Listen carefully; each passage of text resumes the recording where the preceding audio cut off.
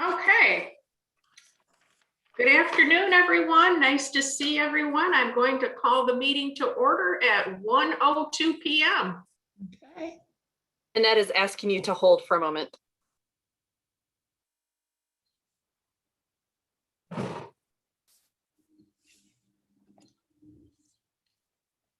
Okay, Now you're good. Yeah. Sorry. thank you. I just saw it on my screen. Yeah, no, I have to wait until I check the chat before Okay. you can go, because I have to make sure that's working. You're Okay. good though. Okay, let's try this again. Good afternoon, everyone. Good afternoon. Nice to see everyone. I will call the meeting to order at 1:02 p.m.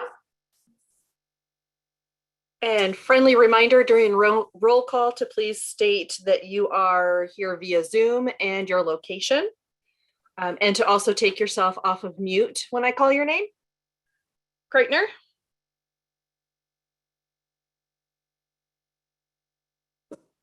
That might be *6.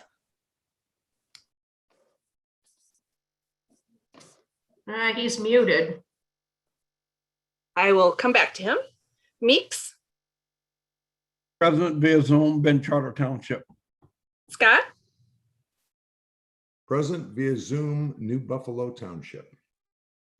Smith is absent. Waycamp is absent. Wyke? Present via Zoom, admin building. Yarbrough? Present via Zoom, City of Benton Harbor.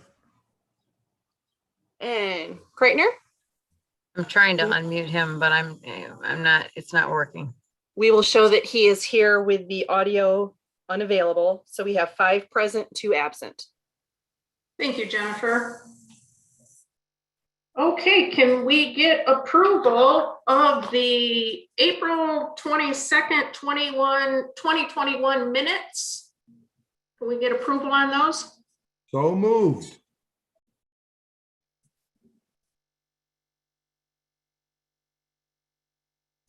I will second it. I support. Support. And Dale, his audio looks like he's still unavailable. Meeks? Yes. Scott? Yes. Smith is absent. Waycamp is absent. Wyke? Yes. Yarbrough? Yes. So we have 4 yays and 1 audio unavailable. Okay.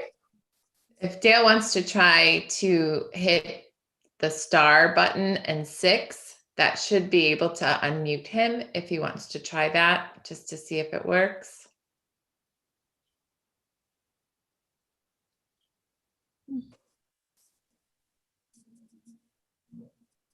Well, maybe not. We can keep trying. Holler if you hear us, Dale. Okay, we'll hope for the best with Dale. So let's moving on to communications of Melb. Katie, do you have something for us? Sure, yeah. So I just wanted to give you kind of a quick update on the MALB activities at the Michigan Association of Land Banks. They're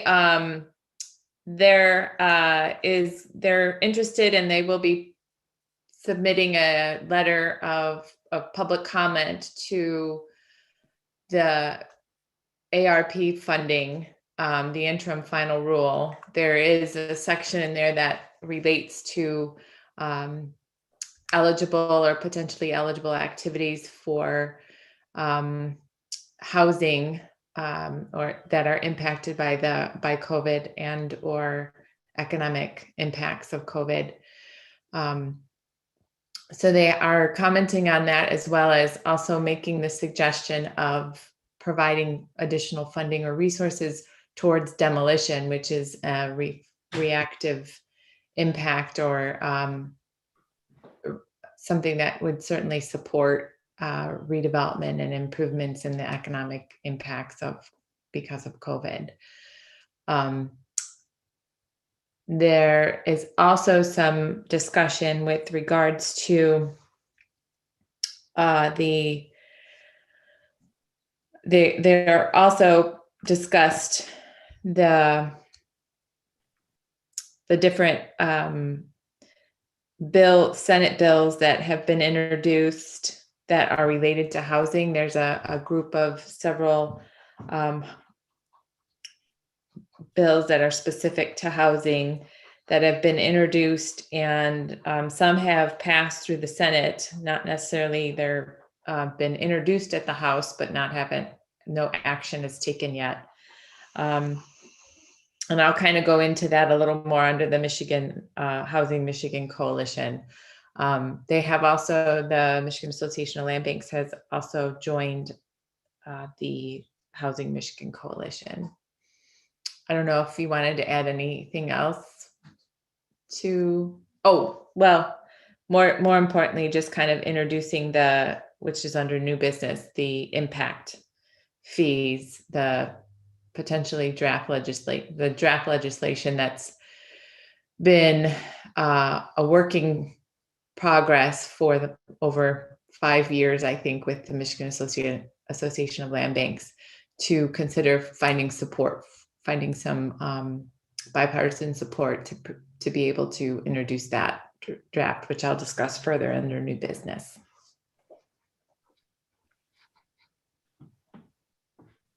All right, thank you, Katie. Do we have any public comment, Annette?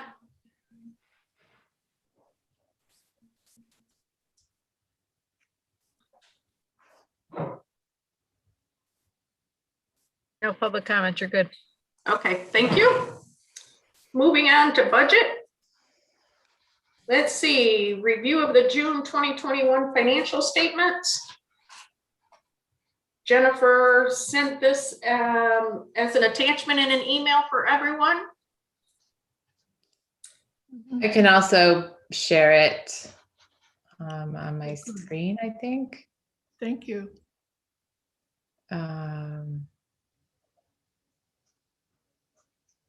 Let's see if this works.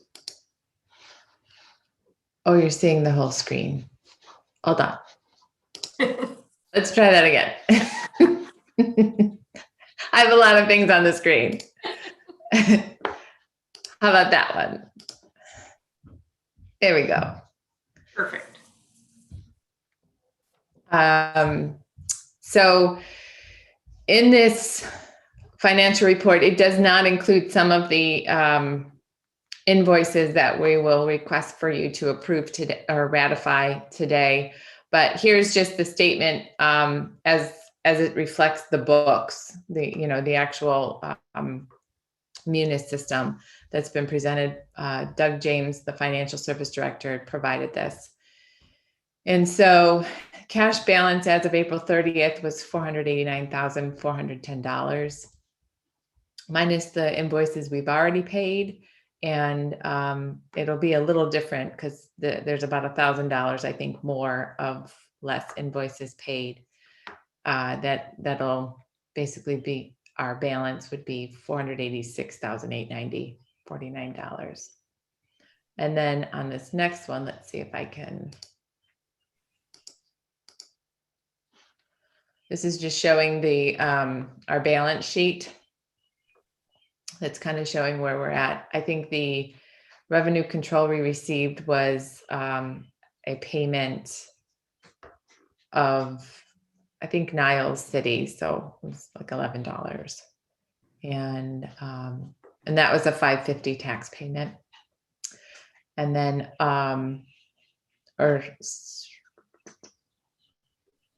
no, I'm sorry, 77 cents.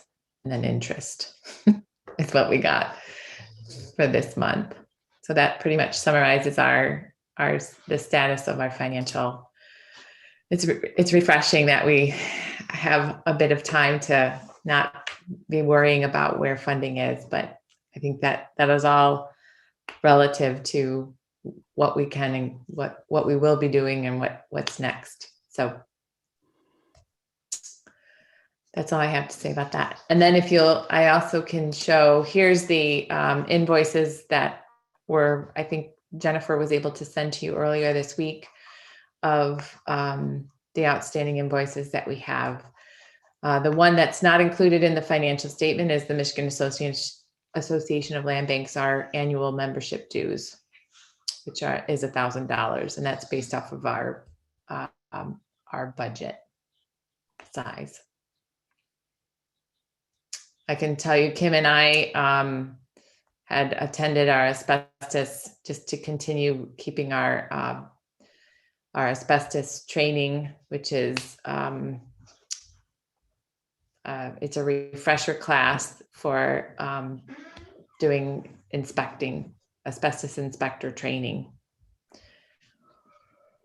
And it's always good to just get refreshed and reconnected with some of the asbestos rules. Although we're not doing lots of demos, it's still important to just be mindful and current with any new changes and what to look for when we do inspect properties that potentially will be demoed.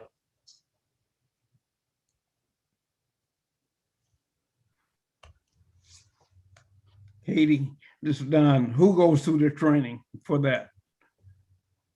For the asbestos, well, Kim and I do the inspector training. It's just the asbestos inspector training program. Okay, this is like a renewal. Yep, this was just a 4-hour Refresher. Okay, to keep our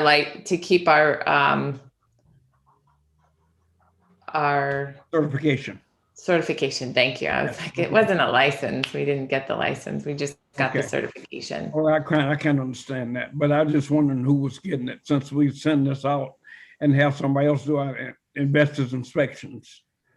Correct. We still have people do it, but this is just for us to also be able to then question when we review, when we're reviewing the inspections, and also as we see things too. It's just to be a better eyes to ensure that we are in compliance with the state and federal rules. Okay, Basically, you're inspecting the inspectors to make sure it was done right. Knowledge is power, right? I believe that's correct. Madam Chair, do we need a motion to approve the financials and also approve and the ratification and payment of the bills? If so, I will make that motion. Thank you. I'll second it. Don.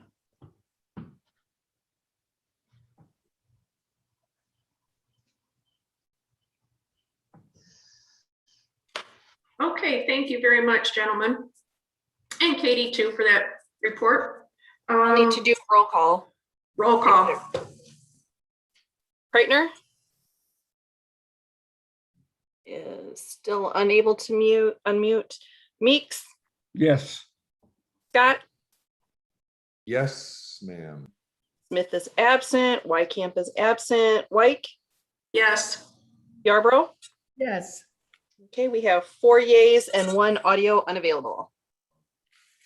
I would just say that I know Dale is on holiday in, I think, Wisconsin, so he may have spotty service, which is maybe the reason why he can't respond as quickly. Might be delayed. Yeah. You know how those people in Wisconsin are. They don't believe in internet, broadband, anything. You know, if you got a phone that works, you're lucky.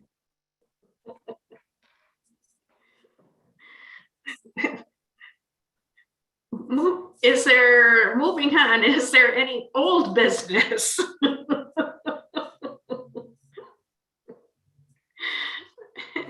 Should be fishing and eating cheese. And wearing a cheese hat. Right. Smoked fish and a cheese hat. You're good in Wisconsin, any place.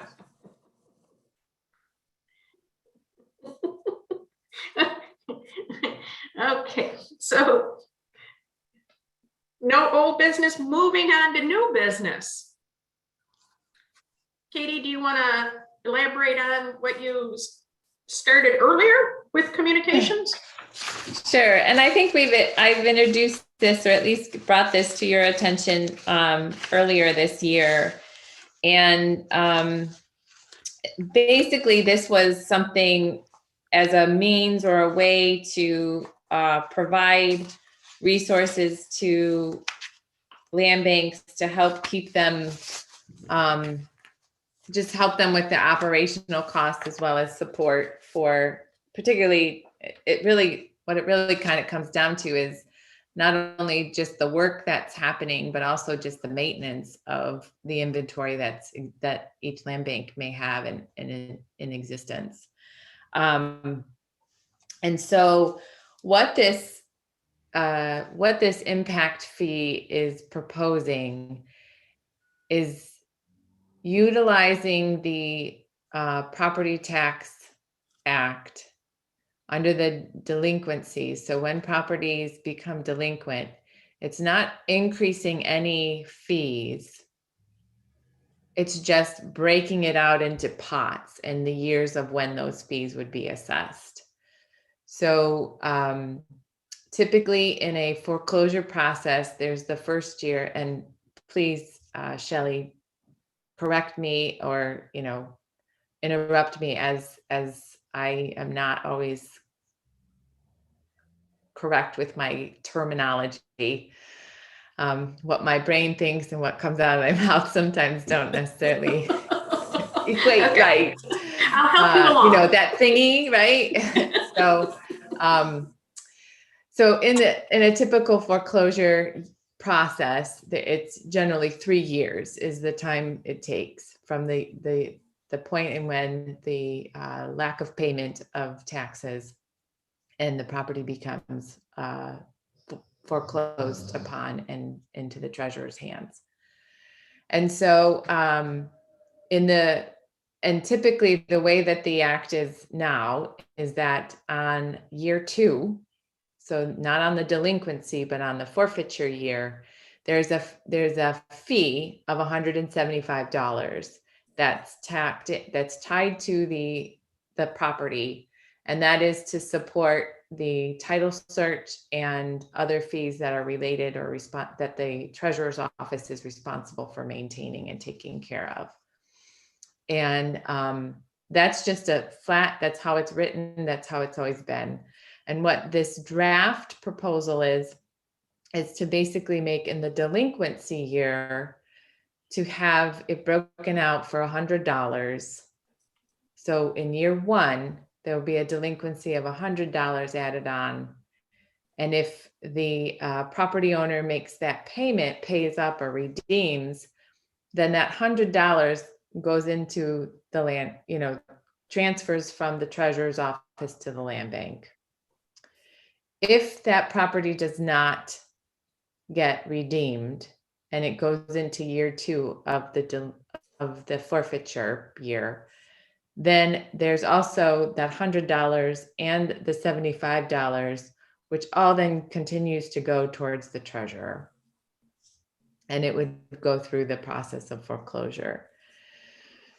So this is just a way that can help support and create a resource for land banks to continue to do the general operation, as well as specific projects or programs that would, be a part of the funds. There are some other additional provisions within the draft that allow counties to opt in under a certain population size, and we would just be automatically based off of our population size. And there was also one area of flexibility, which was a concern for some of the treasurers, is identifying when to tack on that impact fee or that fee. So for some communities might actually wait, they don't pay their local municipality. They would rather wait till it goes to, be considered late, so that it then is in the hands of the treasurer so that they could pay the county treasurer. Some property owners just like to do it that way. So we could extend, it doesn't have to be on May 1st or April 1. we could move it out to as far as like December, to administer that $100. So that way it kind of still gives grace time for those that don't pay their taxes right on time, but tend to be some applicants that are property owners that redeem later, generally just a bit late. And so the consensus from the Michigan Association of Land Banks was to try to find, there's a few legislators that are supportive of land banks, that are willing to maybe look at this and support it and introduce it. So the consensus was, let's try to, it hasn't ever been introduced yet. Let's try to put it out there and see what happens. A lot of treasurers are already starting to adjust and figure out how they're going to handle the whole foreclosure process due to the recent updated legislation changes. And so get them while they're already in the change mode so that they can adjust accordingly versus getting used to the new changes in the legislation and then introducing something else that would be an additional modification. So that's just something to kind of, keep your eyes on. We certainly, there's much advantages and as well as disadvantages to how that can impact us. But I think from the standpoint of creating revenue and resources, we all know what it feels like when we're just barely making it and trying to figure out how we're going to find funds to cut the grass or shovel the snow or, we don't, fortunately, we don't have inventory, or we have very limited inventory. But that may change, things may change and we'll have other inventory or be tasked or asked to support projects that may be more, that would require some additional resources that could, that we could potentially help and support communities with. So that's pretty much, I can resend the draft to you all via email just so that you have it. But I just wanted to give you that update on what that status is. It hasn't been, we don't have somebody specifically ready to introduce this, but I think there is some support around it to be able to move it through the legislature. May I ask a question? Please. Maybe Yarborough. Katie, is this with the state of Michigan? It's not federal? Correct. This is with the state of Michigan. So this would be a Michigan specific way to fund land banks. Yeah, and I asked that because you know why the creator of the land bank is in Washington. What's his name? Flint, from Flint. Oh, Dan Kildee, Kildee. Senator Kildee or Congressman Kildee. So are they talking with him though here in Michigan, or is it someone very active with the land banks? Not like he was, but is there someone that's real active with land banks? Yes. Yep. So the Center for Community Progress has been very supportive and have been providing technical assistance and also resources of what other land banks nationally are doing. There is also a national land bank. I think it's just called the National Land Bank Association or National Land Bank. That is a subset of, or a sidebar of the Center for Community Progress that is working to create a network. Oh, it's the network, National Land Bank Network. That is the new organization that's formed under the Center for Community Progress Okay, to bring various land banks, national land banks, different state, local land banks to kind of look at best practices and resources, and also build some support and momentum for potential national policies, and hopefully, maybe there would be a resource as well for land banks across the nation. okay. I wonder, that's much like our MAC, Michigan Association of Counties, and NACO, National Association of Counties. Yeah, so it'd be more like the National Association of Counties, but this is for specifically land banks. It's a network. Okay. Thank you. Mm-hmm.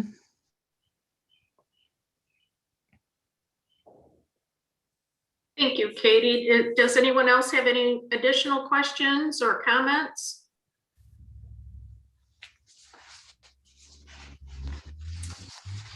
Okay, do we have, I think if that's it.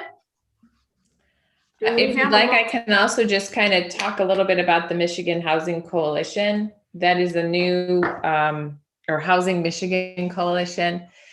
It's a fairly new coalition, which consists of primarily, it started with the Home Builders Association, and it's spearheaded and kind of administered by the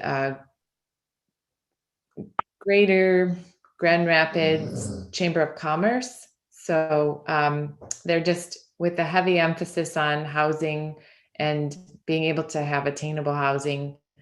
There are a couple pieces of legislation that have been introduced, and one is Senate Bill 362, Attainable Housing Rehab Act. That's passed, and it's been referred to the local government and municipal finance. I think I can probably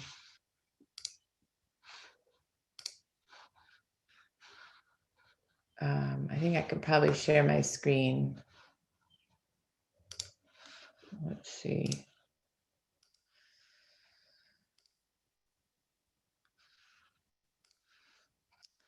This is their website. It's pretty simple, but this is their vision. Housing Coalition, community, business, and government organizations whose efforts support increasing housing supply and affordability. We all have heard and know that this is an issue and a challenge for many of the communities, and particularly with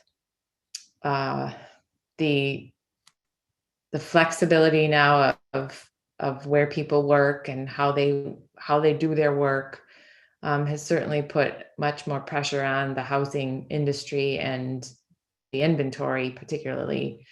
And what they have, here's kind of their list.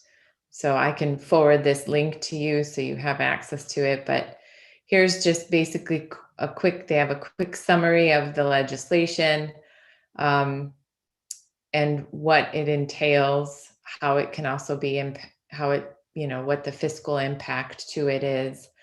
There are some, potential concerns. They don't really necessarily impact or affect us at this point in time, as we have no properties in our inventory. But as far as if there's tax credits, like if there's a tax credit or even the pilot, it can cause a stall or a delay, or even remove any 550 that we would achieve. So, or that we would be eligible to collect on properties that we had sold. So I don't foresee that being too much of an issue for us from the standpoint we typically would have a vacant property which had very little value when it gets transferred. And if something gets developed on it and they utilized, one of these pieces of legislation for a credit or other incentives, it's still benefiting the community. So I don't, from the perspective of how would that impact us at this point, I don't see it being too much of a challenge. But where land banks are doing the actual renovations or development of properties and then wanting to an employer or whatever, under which legislation they try to use credits, it may impact their ability to get the 550. I'm not too clear on all of that per se, but I have reviewed many of these pieces of legislation, and they have been introduced. Many of them are introduced already, have passed Senate, and are being referred, but they haven't passed the House. So we have, there's still a kind of watch and see where things are going from here. And this is also something that the Michigan Association of Land Bank is a member of, and as well as many of these other organizations. And there are a few individual land banks that have also participated or have joined. So I just wanted to share that with you. These are just some of the things that are potentially out there that can be good tools and resources to just add also to the toolkit of what it is that we're working on, and just being ready for the opportunities that might be asked of us.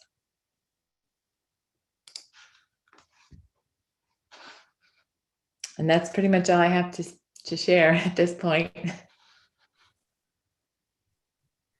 Thank you, Katie, for keeping us well informed on what's out there and, what we need to have on our radar. Let's see, any questions, anything for Katie? And Madam Chair, this is Commissioner Scott. Katie, are you going to send that last information to us in an email?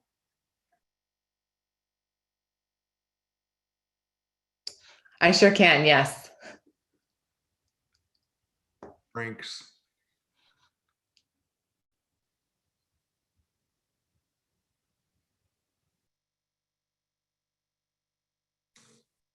Okay, if there are no more questions or comments, do we have a motion to adjourn? Commissioner Meeks make that motion. I'll support Commissioner Meeks's wonderful motion. Thank you. May I just ask one thing? Excuse me. Are we up to par, up to the number of board members we're supposed to have? Treasurer White? Let's see, 1, 2. Yes, we do. Okay. Thank you.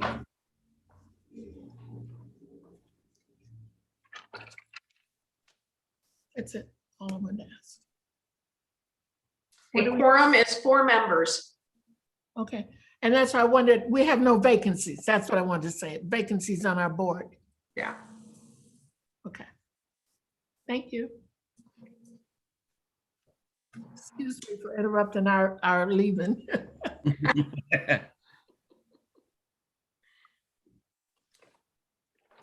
Okay, if there is nothing more, everyone enjoy your afternoon.